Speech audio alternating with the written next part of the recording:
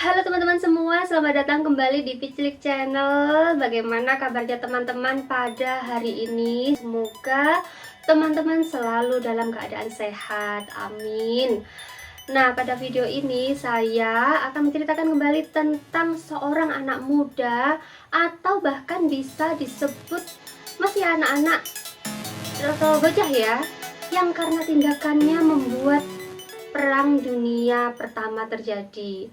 Siapa sih anak muda ini dan kenapa sampai ada yang menyebut dia itu sebagai penyebab Perang Dunia Pertama? Nah, kalau teman-teman penasaran tentang ceritanya, tonton terus video ini sampai habis ya.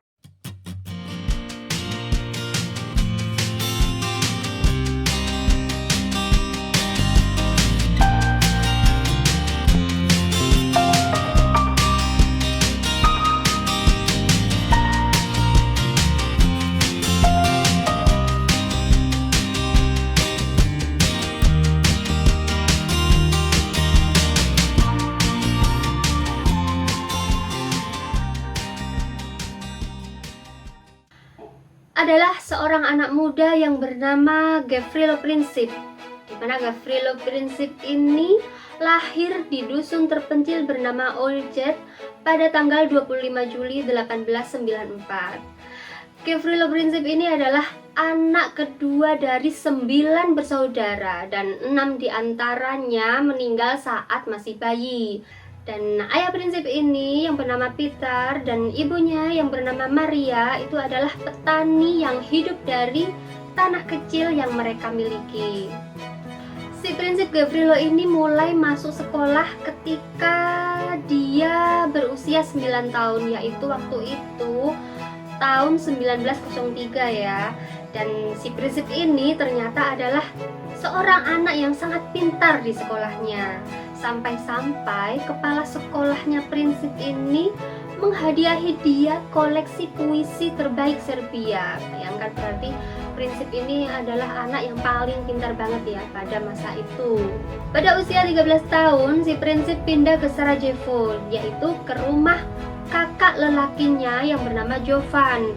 Dan si kakak lelakinya ini rencananya itu ingin mendaftarkan si Princip ke sekolah militer Austro-Hungaria, tetapi akhirnya rencana kakaknya ini gagal, atau kakaknya Jovan ini berubah pikiran setelah seorang teman menyarankannya untuk tidak menjadikan si Princip ini algojo rakyatnya sendiri. Sebagai gantinya, si Princip ini akhirnya dimasukkan ke sekolah dagang. Oh ya, kenapa sih kok menjadi tentara Austro-Hungarian itu dianggap menjadi algojo rakyatnya sendiri? Karena pada saat itu kerajaan Austro-Hungaria itu menguasai daerah Bosnia dan Herzegovina dan memperlakukan rakyat Bosnia dan Herzegovina itu dengan tidak adil. Makanya orang-orang itu menganggap tentara Austro-Hungaria itu sebagai algojo rakyatnya sendiri. Sang kakak yang bernama si Jovan ini membayar uang sekolahnya Princip tadi dengan menjadi buruh angkut kayu gelondongan dari hutan di sekitar Sarajevo ke pabrik di dalam kota. Berarti sang kakak ini adalah kakak yang bertanggung jawab ya. Dia itu sampai rela menjadi buruh untuk membayar biaya sekolahnya Princip. Pada tahun 1910, si Princip ini datang ke makam Bogdan Džerajić untuk memberikan penghormatan. Dan Bogdan Džerajić ini adalah seorang revolusioner Serbia Bosnia yang berusaha membunuh Marijan Varasanin, yaitu gubernur Austro-Hungaria dari Bosnia dan Herzegovina. Yang setelah melakukan aksinya, dia akhirnya bunuh diri. Di saat inilah si Princip mulai tumbuh jiwa nasionalismenya dan terinspirasi oleh tindakan Bogdan Džerajić tersebut. Dan pada tahun 1911, Princip bergabung dengan Mlada Bosna, yaitu sebuah organisasi yang ingin memisahkan Bosnia dari Austria-Hungaria dan menyatukannya dengan kerajaan Serbia yang bertetangga. Dan ini adalah sebuah organisasi rahasia karena tujuannya memang mau memberontak, sehingga si Prinsip dan juga anggota-anggota lainnya bertemu dan rapat secara rahasia juga. Pada tahun 1912, Prinsip dikeluarkan dari sekolah karena terlibat dalam demonstrasi melawan otoritas Austro-Hungaria, dan seorang siswa yang menyaksikan kejadian tersebut menyatakan bahwa si Prinsip ini berpindah dari satu kelas ke kelas yang lainnya, yaitu untuk mengajak semua siswa laki-laki bergabung dalam demonstrasi dan mengancam semua siswa laki-laki yang ragu-ragu untuk bergabung dalam demonstrasi. Bahkan menurut sebuah kisah, dia sampai berlutut loh dan mencium tanah ketika melintasi perbatasan Serbia, yaitu negara di mana dia ingin mengabdi. Dan setelah di Belgrade, Prinsip mengajukan diri untuk bergabung dengan gerilyawan Serbia melawan Turki Utsmani di bawah kepemimpinan Mayor Vojislav Tenkočić. Dan si Tenkočić ini sendiri adalah anggota Black Hand, di mana Black Hand ini adalah organisasi konspiratorial terkemuka di Serbia pada saat itu. Pada awalnya Prinsip ditolak di kantor perekrutan Belgrade karena perawakannya yang kecil, dan si Prinsip yang tidak terima akan hal itu, dia marah karena penolakannya itu, sehingga dia mencari dan ingin melamar langsung kepada Mayor Tenkočić. Dan setelah si Prinsip ini bertemu dengan Mayor Tenkočić tadi dan ia melamar secara langsung, ternyata Mayor Tenkočić juga memberikan jawaban yang sama kepada si Prinsip, bahwa dia juga menolak si Prinsip dengan alasan yang juga sama, yaitu dia dianggap terlalu kecil dan juga lemah. Karena malu, si Prinsip akhirnya kembali ke Bosnia di Sarajevo. Tetapi dia tidak menyerah. Dia menghabiskan beberapa bulan berikutnya untuk bolak-balik antara Sarajevo dan Belgrade agar bisa bergabung di salah satu organisasi perjuangan Serbia. Dan akhirnya ketika si Prinsip sampai di Belgrade, ia bertemu Živojin Revolović, yaitu salah satu pendiri organisasi Chetnik Serbia, dan diterima masuk dalam organisasi tersebut. Dan si Prinsip dan juga 15 orang anggota baru dikirim ke pusat pelatihan Chetnik di Vranje. Di sana si Prinsip berlatih untuk menembak menggunakan bom dan juga pisau, dan setelah pelatihan itu selesai, dia kembali ke Belgrade. Pada tanggal 28 Juni 1914, Pangeran Franz Ferdinand, yaitu putra mahkota dari Kerajaan Austro-Hungaria beserta istrinya Putri Sophie Chotek, tiba di Sarajevo dengan kereta pada jam 10 pagi dan mengendarai mobil ketiga dari iring-iringan 6 mobil menuju ke balai kota. Atap mobil mereka dibuka untuk memungkinkan orang banyak bisa melihat dan juga berinteraksi dengan sang pangeran. Dan pada saat itu ternyata si Prinsip dan juga 5 temannya mendapatkan tugas untuk menyerang rombongan tersebut. Dan mereka ditempatkan di sepanjang jalan Applequay. Masing-masing mendapatkan tugas untuk menyerang ketika iring-iringan mobil tersebut mencapai posisi mereka.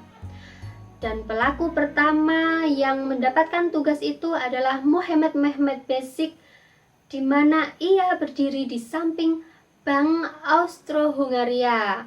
Tetapi si Mehmet Besic ini kehilangan keberanian dan membiarkan mobil lewat tanpa mengambil tindakan.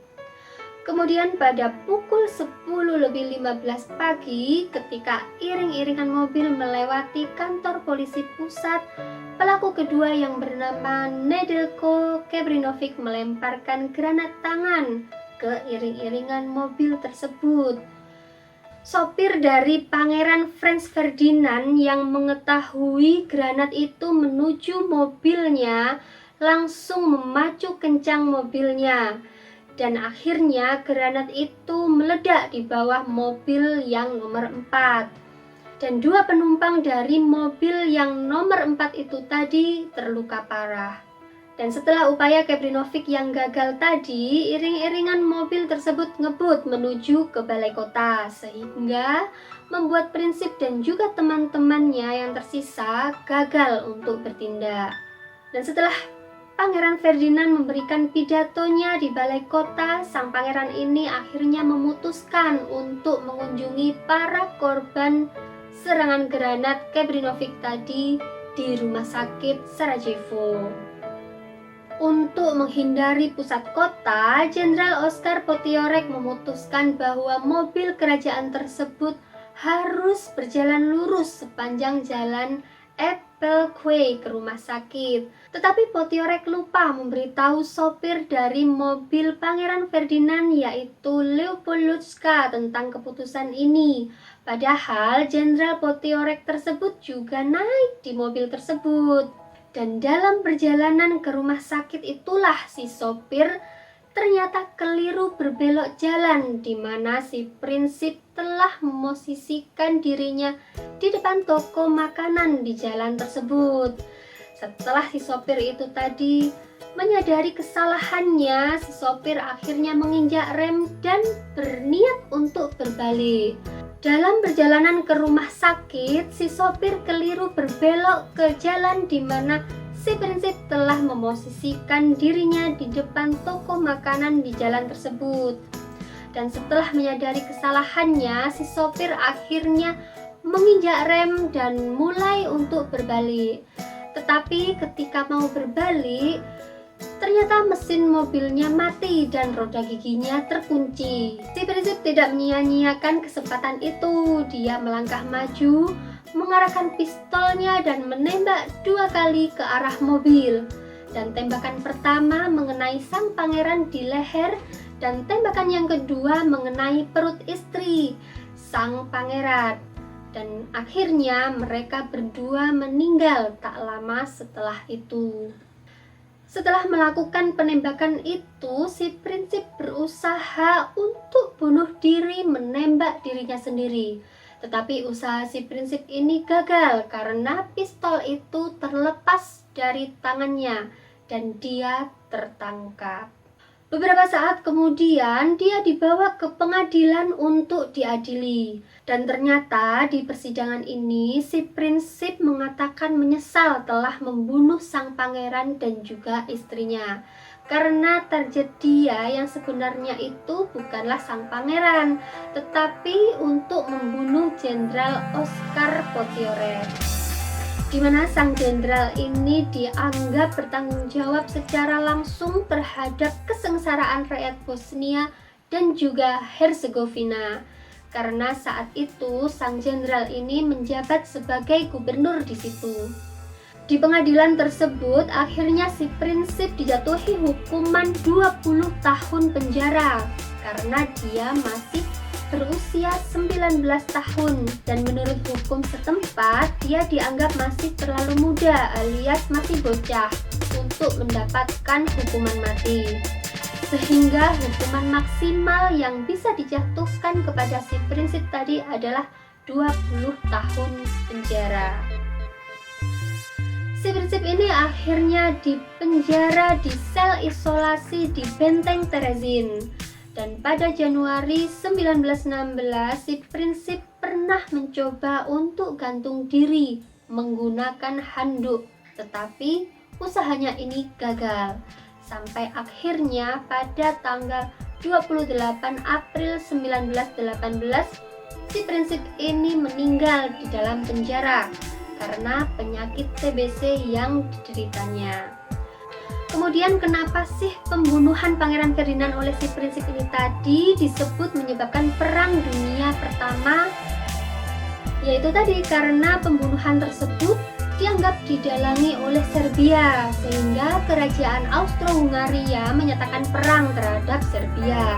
Dan di perang ini ternyata menyeret juga sekutu dari masing-masing pihak untuk bergabung di dalam perang.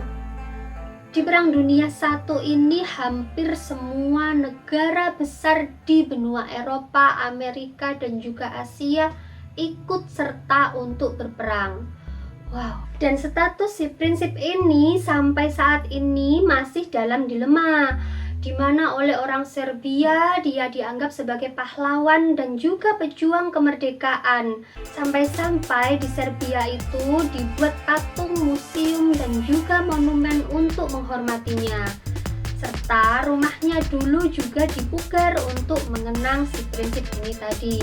Akan tetapi di negara lain dia dianggap sebagai teroris yang menyebabkan kematian puluhan juta orang karena Perang Dunia Pertama.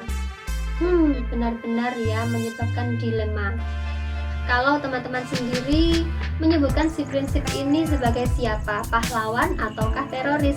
Silakan teman-teman memberikan pendapat teman-teman di kolom komentar. Dan terlepas dari status si prinsip yang dilematis ini, ada hikmah yang bisa kita ambil dari kisah ini, yaitu kita sebagai anak muda itu harus tetap semangat dan jangan pesimis, karena banyak sekali pemuda yang mengukir sejarah dengan tindakannya. Itulah tadi teman-teman video saya pada hari ini. Semoga bisa menambah pengetahuan teman-teman dan juga memberikan semangat untuk teman-teman semua. Buat teman-teman yang belum subscribe, silakan subscribe sekarang juga dan nyalakan tombol loncengnya agar teman-teman tidak ketinggalan video dari saya. Terima kasih dan saya ucapkan sampai jumpa di video selanjutnya. Dadah.